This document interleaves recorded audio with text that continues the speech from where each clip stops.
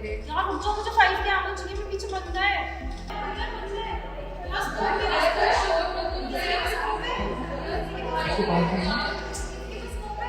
बंदा है। सामने देखो, सामने है बंदा, सामने था। अरे यार मुझे जाना पड़ेगा यहाँ से। यहाँ शांति है, यहाँ पढ़ लेती हूँ।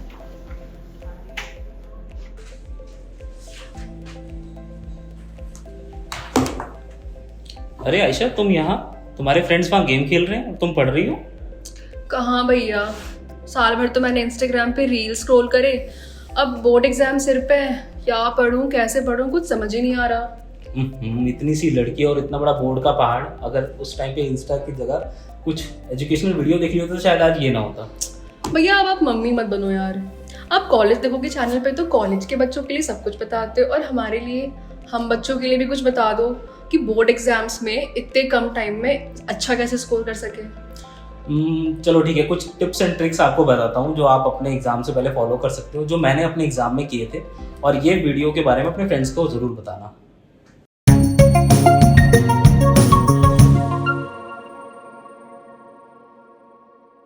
हेलो एवरीवन, आज हम आपको बताने वाले हैं कुछ ऐसे टिप्स एंड ट्रिक्स जो हमने अपने 10th बोर्ड से पहले फॉलो किए थे for good marks. Yes. So the first point is favourite subject. Mostly students क्या करते हैं कि अपने कुछ फेवरेट सब्जेक्ट बना लेते हैं, जैसे कि उनको मैथ्स बहुत पसंद है, उनको साइंस बहुत पसंद है। मैं मानता हूँ उसमें इंटरेस्ट बहुत आता है, बहुत इंटरेस्ट से पढ़ते हैं, बट होता क्या है कि अगर आप सिर्फ उन्हीं 2 सब्जेक्ट्स के पीछे लगे रहोगे जिसमें आप चाहते हो कि 100 आउट ऑफ 100 आए, which is also good, but you have to see कि आपको और भी सब्जेक्ट्स को ध्यान में रखना होगा, क्योंकि वो भी इक्वली वेटेज करते हैं। जैसे कि मैं आपको बताऊं, सोशल साइंस हो गया, हिंदी हो गया, इंग्लिश हो गया, अगर आप इनको भी प्रॉपरली पढ़ोगे, भले ये थ्योरेटिकल सब्जेक्ट्स हैं, बट ये आपके 100 आउट ऑफ जो परसेंटेज है उसमें स्कोर करने में हेल्प करेंगे। The second point is paper presentation.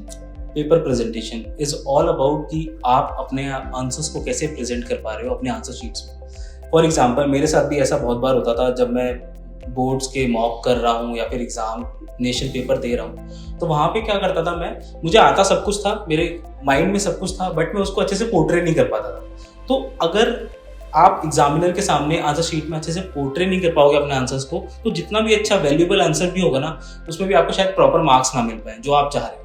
तो इसके लिए हम क्या करते हैं, इसके लिए हमें पैराग्राफ्स को छोड़कर पॉइंट्स में लिखना चाहिए। जैसे कि जो थ्योरेटिकल सब्जेक्ट्स हैं, जैसे कि इंग्लिश हो गया, हिंदी हो गया, और आपके सोशल साइंस हो गया, जिसमें आप पॉइंट्स बाय पॉइंट्स लिख सकते हो, उनको अंडरलाइन कर सकते हो, उनको हाईलाइट कर सकते हो कि आप इस पॉइंट में क्या बताने वाले हो। तो ये एक अच्छी स्ट्रैटेजी रहेगी जिससे आपको हेल्प होगा। और अगर मैं बात करूँ मैथ्स और फिजिक्स की, जैसे साइंस में फिजिक्स का भी एक पार्ट रहता है, तो आप इसमें भी फॉर्मूलाज याद कर सकते हो। मान लो अगर आप डेरिवेशंस भूल गए या फिर आपको प्रॉपर उसको डिराइव करना नहीं आ रहा है, तो आप फॉर्मूला लिख के आ सकते हो, जहाँ पे आपको 1 और 2 मार्क्स मिल सकता है, मिनिमम मार्क्स आपको मिल जाएगा। So the third point is speed up and slow down.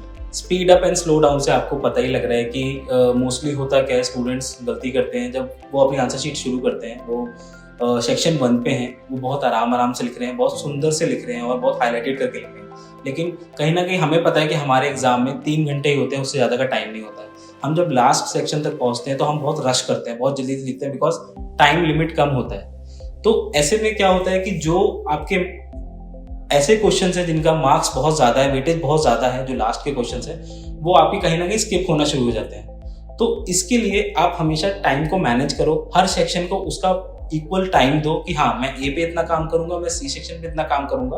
और हमेशा याद रखो कि अगर हो पाए तो आप घड़ी लेके जाओ एग्जाम में, ताकि आप देख पाओ कि आप कितना टाइम दे पा रहे हो, ताकि अगर आपके पास 10 मिनट्स भी बच जाते हैं ना लास्ट में, तो आप अपना पेपर रिवाइज कर सकते हो, उसको दोबारा देख सकते हो कहाँ पे आपने कोई मिस्टेक तो नहीं कर दी है।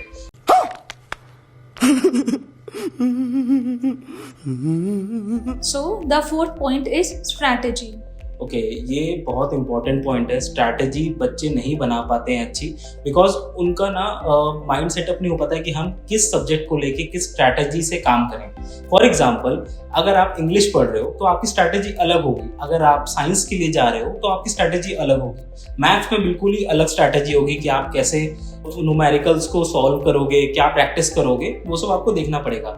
जब मैं अपने 10th के एग्जाम दे रहा था तो हम सारे फ्रेंड्स की अलग अलग स्ट्रैटेजी थी, बट क्या हुआ, कुछ ऐसे मेरे फ्रेंड्स थे जो उस टाइम पे प्री बोर्ड्स में टॉपर थे, जिन्होंने बहुत अच्छा परफॉर्म किया था, बट जब वो बोर्ड्स फाइनल बोर्ड्स की बारी आई तो उनके मार्क्स कम हो गए। जब मैंने उनसे ये बात पूछी तो उन्होंने बताया कि हम किसी और के इन्फ्लुएंस में आके अपनी स्ट्रैटेजी हमने चेंज की, जिसकी वजह से ये रिजल्ट हुआ। और मैंने अपनी वही स्ट्रैटेजी रखी जो मैंने प्री बोर्ड्स में किया था, ताकि मेरे बोर्ड्स भी अच्छे जाएं, और मेरे बोर्ड्स काफ़ी अच्छे गए। So the next point is proper sleep schedule. Guys, this is the most important point. Don't be a night owl. रात में इतना मत जगो, इतना स्ट्रेस मत लो एग्जाम का। बोर्ड्स हैं, कोई इतनी बड़ी बात नहीं है। अगर आप अपने टाइम को सही से शेड्यूल करोगे कि हाँ मुझे 8 आवर्स की नींद लेनी है, मुझे नेक्स्ट डे अगर मेरा एग्जाम है, तो आप अच्छा कर पाओगे। बिकॉज कभी कभी स्टूडेंट्स क्या करते हैं, मेरे साथ भी होता था ऐसा कि मैं रात भर पढ़ रहा हूँ, फिर सुबह 4 बजे उठ के भी पढ़ने लगा। जब मैं एग्जाम हॉल में जाता था तो मुझे कुछ ऐसे क्वेश्चंस भी थे जो मुझे आते थे, बट मैं कॉन्सेंट्रेट नहीं कर पाता था, तो उसकी वजह से कहीं ना कहीं मार्क्स कम होते हैं, ऑब्वियस सी बात है। So this is the thing. Yes. अरे अभिषेक, एक गोल्डन हैक तो रह ही गया। गोल्डन हैक जानना चाहते हो? चलो वो भी बता देता हूँ। काफी सारे स्टूडेंट आप में ऐसे होंगे जो ये सोच रहे होंगे कि यार पूरे साल कुछ नहीं पढ़ा, अब क्या करें। तो अगर पूरे साल कुछ नहीं पढ़ा है तो डोंट वरी अबाउट दैट। आप जितने भी आपके सैम्पल पेपर्स हैं थ्रू आउट द ईयर्स अभी तक जो आ चुके हैं, उनको उठाओ, उनको सॉल्व करो। और अगर आपको लगता है कि आप कुछ चैप्टर्स में बहुत अच्छे हो कि हाँ मेरे को ये चैप्टर्स बहुत अच्छे से आते हैं, तो मैं ये एडवाइस करूंगा कि उनको आप पहले मत पढ़ो, पहले उनको पढ़ो जिसमें आपको लग रहा है कि हाँ ये थोड़े से डिफिकल्ट हो सकते हैं, ये अच्छे वाले टॉपिक्स तो मैं बाद में भी कवर कर सकता हूँ। तो इससे क्या है, ओवरऑल जो आपका सिलेबस है वो भी कवर होगा, और आपको जो आपके पर्टिकुलर टॉपिक्स हैं जिसपे आपका कमांड अच्छा है, वो आप अच्छा एग्जाम में दे पाओगे। So guys, these are the last minute hacks जो आपको फॉलो करने हैं, जो हमने भी फॉलो किए थे अपने टाइम पे अच्छे स्कोर के लिए। और अगर आपको 10th बोर्ड से रिलेटेड कोई भी डाउट है तो कमेंट बॉक्स में हमें पिंग कर सकते हैं। गाइज, वैसे आयशा तो पढ़ ही रही है, मैं चाहता हूँ इस वीडियो को देखने के बाद आप भी अपनी पढ़ाई स्टार्ट कर दो, और ऑल द बेस्ट।